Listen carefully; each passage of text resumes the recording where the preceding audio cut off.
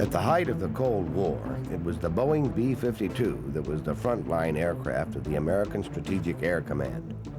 Their mission through those tense years was to destroy the Soviet Union with thermonuclear weapons in the event of a first strike by the communist bloc. It was a job both the air crews and aircraft were constantly prepared to carry out, with a flight of B-52s in the air 24 hours a day.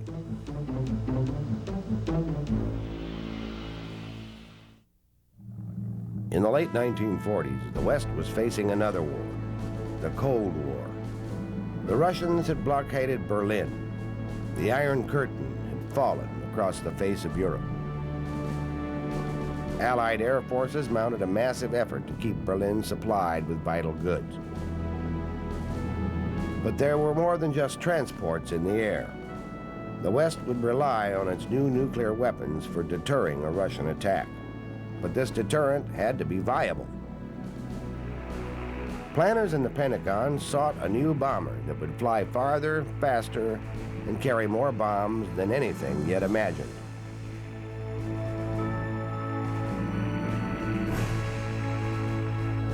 The result was the B-52 Stratofortress, America's most enduring combat aircraft. The B-52 Stratofortress has been the backbone of the Air Force's manned bomber strategic deterrent for almost half a century. The parents of the crews flying the ship today were teenagers when the ships were built. The B-52 entered service with the Strategic Air Command in 1955, and by 1958 it represented the most important component of America's strategic deterrent. At peak strength in 1963, SAC operated 650 B-52s, divided up among 42 squadrons at 38 different air bases. The development of the B-52 can be said to have begun back in June of 1945, at a time when the war in the Pacific was still going on.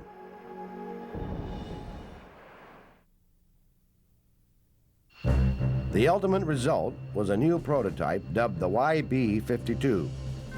The seizure of forward island bases for B-29 operations against Japan had cost a lot of blood and treasure. This being uppermost in mind, chief among the requirements for a post-war long-range strategic bomber was the ability to carry out its mission without the need for the reliance on advanced or intermediate bases controlled by other countries. Boeing, the builder of the B-29, devised several plans for aircraft, all designed with propellers.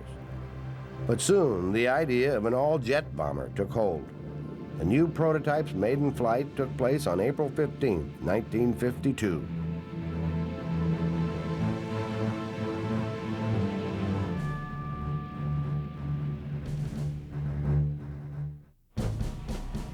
Once the final configuration was settled on, the bomber was rushed into production. The Korean War was in full tilt, and the new ship was needed to replace the obsolescent B-36, then the largest production model prop-driven plane in the world. The first production model B-52s differed from the prototype in having a completely redesigned forward fuselage. The original bubble canopy and tandem seating arrangement for pilot and co-pilot were replaced with a side-by-side arrangement. The tail fins were structured as one piece, fitted to a slot on the fuselage.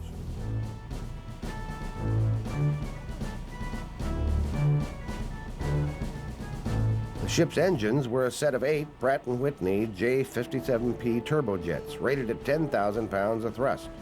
With water injection from a main 360-gallon tank carried in the rear, their output gained an additional 1,000 pounds of thrust. The engines were carried 2 each in 4 underwing pods. The pods were suspended underneath the wings on pylons. The pylons also doubled as wing fences and helped to delay the onset of a stall.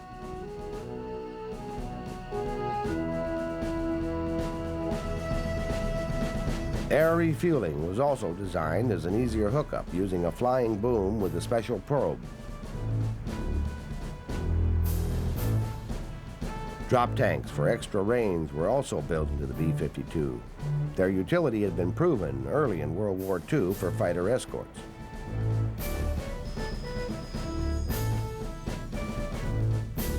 A ship the size of a B-52 needs a large parachute to slow it upon landing, especially on short runways.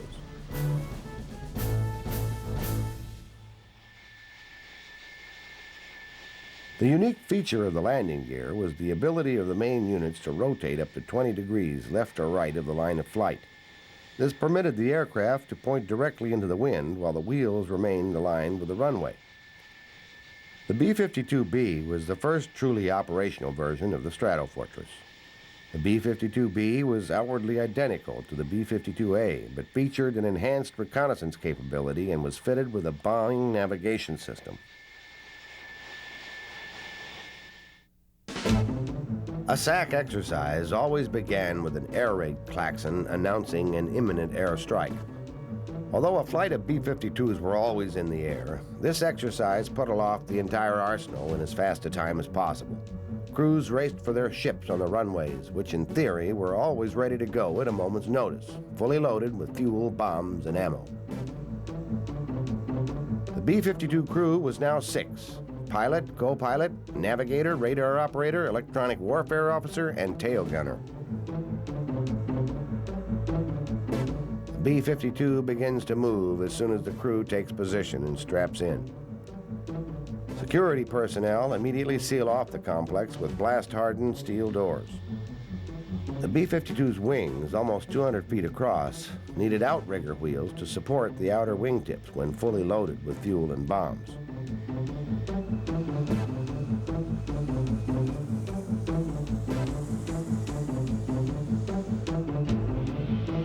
One by one, the big ships lift off on the mission to their fail-safe point, at which time they'll turn back before entering Soviet airspace unless they receive coded instructions to the contrary.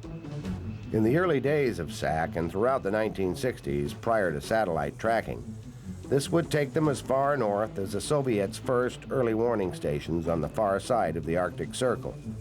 The B-52s on the polar course would fly over the North Pole and south within a few miles of the Soviets' ability to detect them.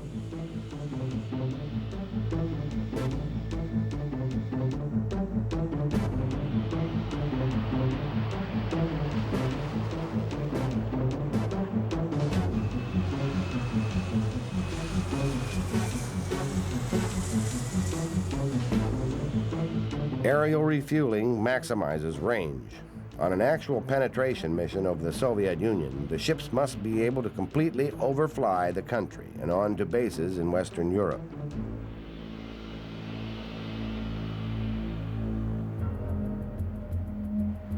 Every inch of the fuselage interior was designed for maximum efficiency.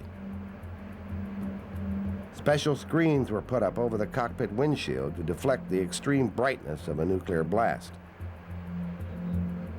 The navigator always kept course options open, such as tracking how much fuel was available at any given time. If a leakage developed due to battle damage, he had to project the amount being lost and how much flying time remained before the ship had to land, which of course would determine the nearest and safest location to touch down.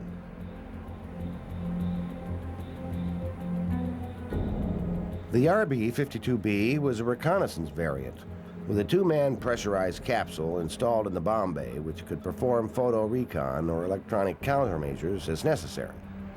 Variants of the B-52, from the A model down to the H and beyond, signified continuously upgraded avionics packages which came online over the decades. Throughout all of this, the 4 50-caliber machine guns in the tail remained the only onboard defensive guns, and were replaced in the 1970s with rotary cannons. At any given time, the B-52 carried a variety of offensive and defensive missile systems which would allow it to deal with almost any threat imaginable.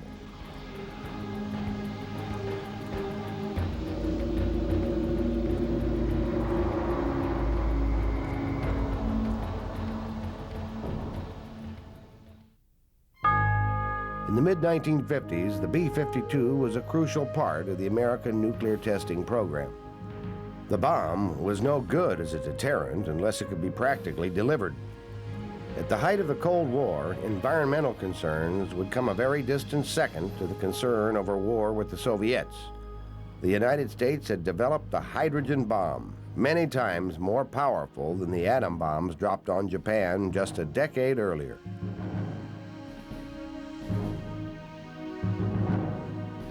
The hydrogen bomb is the most destructive weapon ever devised by man, with an explosive force running into the hundreds of thousands of tons of TNT. One such bomb can have destructive effects up to 100 miles from ground zero.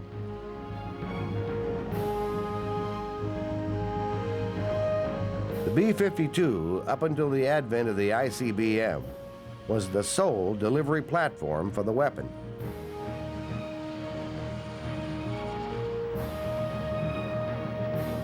On May 21, 1956, a B-52B flying with the Air Research and Development Command dropped an H-bomb over Bikini Atoll in the Pacific.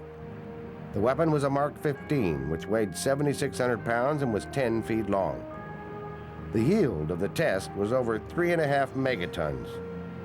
This marked the first use of the B-52 as a delivery system for the hydrogen bomb. As the weapon dropped away into the night, few people, including the pilots of the B-52 carrying the bomb, had any idea of just how destructive this new weapon was.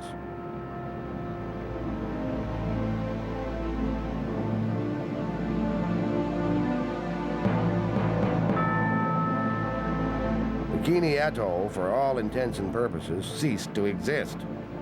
Test ships, derelicts anchored in the lagoon and just off the atoll at varying distances, were vaporized.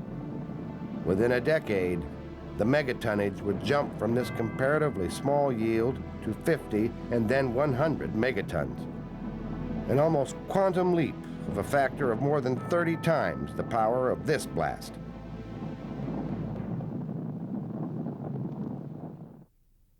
The B-52 had originally been expected to carry 4 Douglas Skybolt air-to-surface missiles as the main offensive weapon. The Skybolt was an air-launched ballistic missile that would have carried a nuclear warhead. Development was initiated in the late 1950s.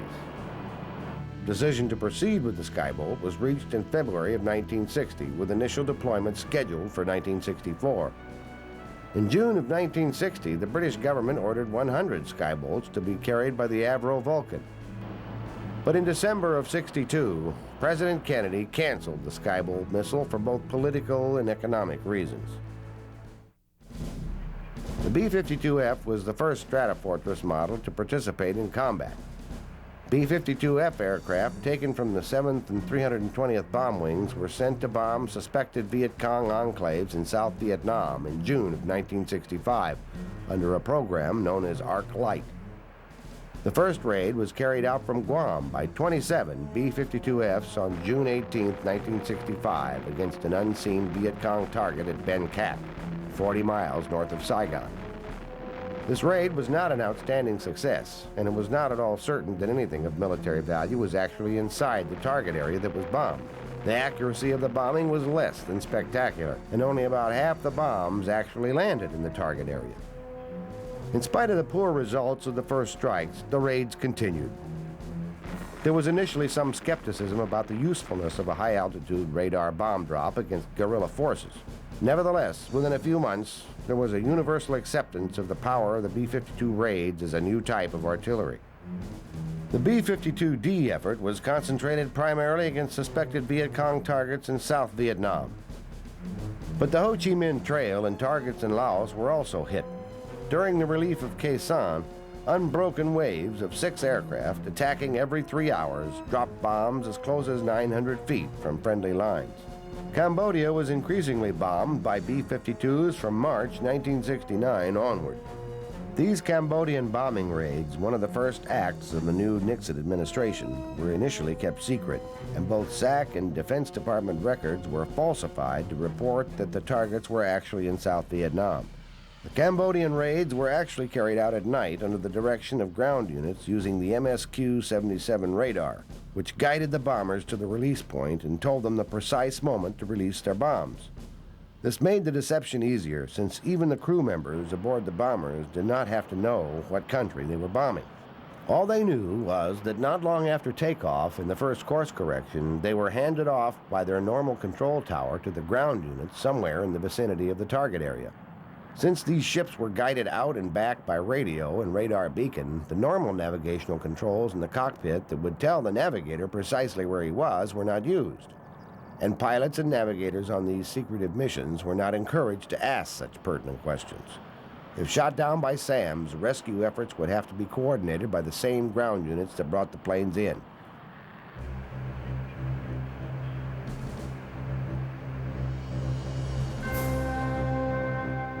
Aerial refueling played a large part in a number of missions over Vietnam. Often the ships had to fly in and out from islands in the Pacific, Guam, Tinian, and others in the Marianas chain. There were even attacks on North Vietnam itself, although at first only the very southernmost part near the demilitarized zone was hit. The B-52s generally avoided North Vietnamese airspace at this stage in the war, lest one of them fall victim to a SAM, which would have been a propaganda coup for North Vietnam and extremely embarrassing for the Defense Department. During the Linebacker II raids, strict rules of engagement were enforced to lessen the risk of hitting civilian areas, as well as to avoid striking areas where POWs were known to be housed. In addition, B-52s were prohibited from maneuvering to evade SAMs or fighters once they had passed the initial point and were approaching the bomb release point.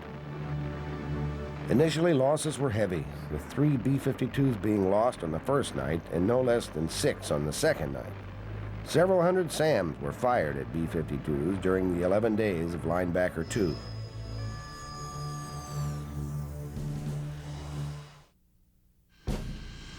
The most noticeable difference between the B-52H and the earlier versions was more powerful engines. A maximum thrust of 17,100 pounds could be delivered, producing much better airfield performance than an extra margin of safety during heavyweight takeoffs.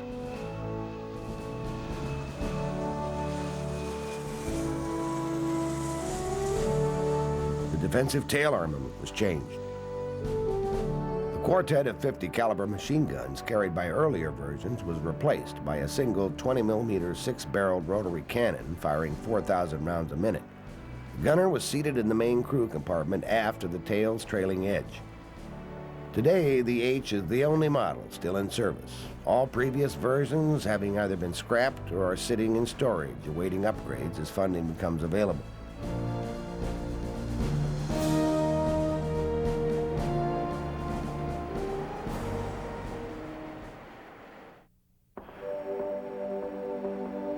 The B-52H was provided with equipment intended to make low-altitude operations safer and easier on the crews.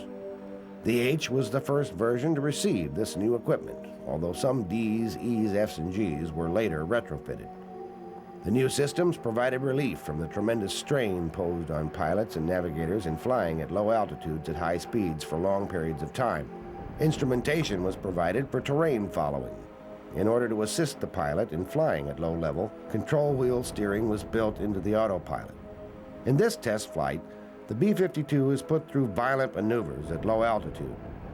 An accidental collision cost the ship its tail and nearly caused the plane to crash. But the fundamentally sound design of the bomber saved them.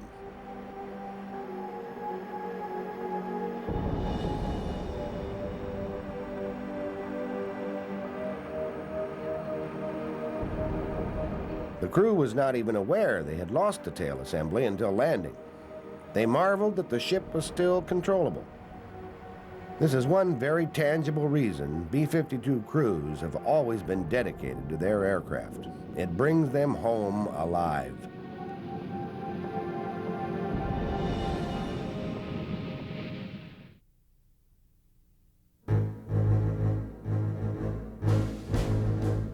The avionics in the ships have been constantly upgraded. Television systems that could not even be imagined when the prototype first flew have greatly extended the capabilities of the plane. The cockpit has also undergone improvements. The crew of the B-52H was originally 6. The pilot and co-pilot sat side by side on the upper flight deck, with the pilot on the left.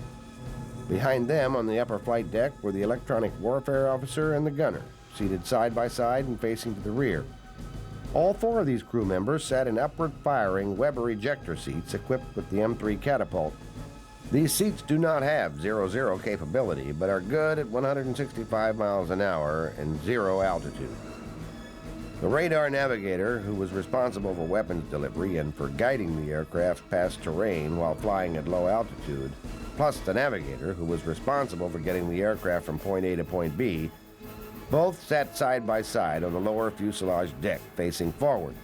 The 8 large engines on the B-52 are thirsty beasts indeed, and require thousands of gallons of fuel even on missions of moderate length. The B-52 can travel halfway around the world with extended fuel capacity or just one aerial refueling. Fuel capacity can be, and often is, vastly reduced in favor of increased bomb or cruise missile capacity. Frequent aerial refueling can make up for the resultant deficiency in range. The cannon in the tail has since been removed, although its electrics and hookups are still in place if ever a need for them arises again. The tail gunner's position is also gone, and the aircraft now relies on an ECM suite and missiles to defend itself.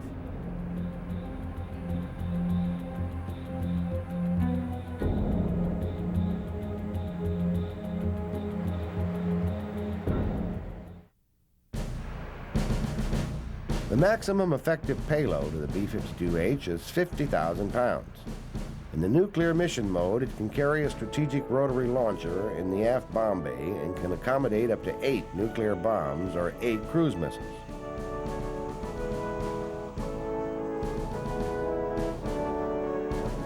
All currently flying B-52s have received cruise missile integration and/or advanced upgrades of the system, which allows them to carry an additional 12 cruise missiles outboard under the wings. For additional land attack, it can carry up to 27 500-pound bombs internally, or alternatively cluster bombs, British-made 1,000-pounders, leaflet bombs, or mines. But loaded up like this, it does need to refuel in the air for any extended cap situation. Iraq's dictator, Saddam Hussein, shocked the Western world in 1991 with his invasion of Kuwait. His army was large and battle-hardened by a decade-long war with Iran just prior to his forcible annexation of his neighbor to the south.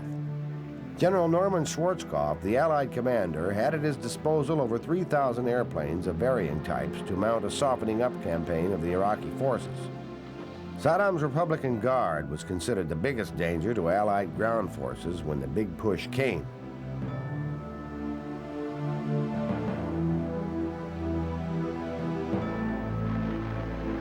Accordingly, the Buffs, or Big Ugly Fellows, as they were affectionately called by pilots and crews, were called in from bases around the world to mount an around-the-clock carpet bombing of the Republican Guard positions that lasted for days and killed over 100,000 of these elite troops. It was the sheer large tonnage of bombs that could be carried by the B-52s that made these attacks so effective. The Buffs also bombed other fixed fortification sites and command and control bunkers within Iraq. It was ironic that an airplane designed to carry nuclear bombs into the heart of the Soviet Union from bases in the United States was now being used as a close support tactical aircraft. But it worked. Many Allied soldiers' lives were saved because of the efficient job the B-52s performed on hardened Iraqi positions. The B-52 had proven once again, and no doubt not for the last time, that it is an aircraft without equal in the world today. It still provides U.S. air power with the biggest bang for the buck available. For all its potential for destruction, the world is a safer place because the B-52 has been on patrol for the past 50 years. No other aircraft has been combat capable for so long or carried a greater variety of ordnance than this old Sky Warrior.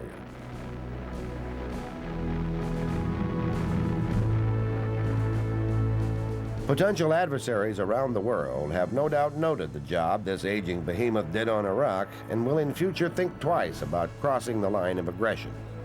The fact that the B-52 can be overhead anywhere around the globe in a matter of hours no doubt keeps the lid on many powder keg situations in the world today.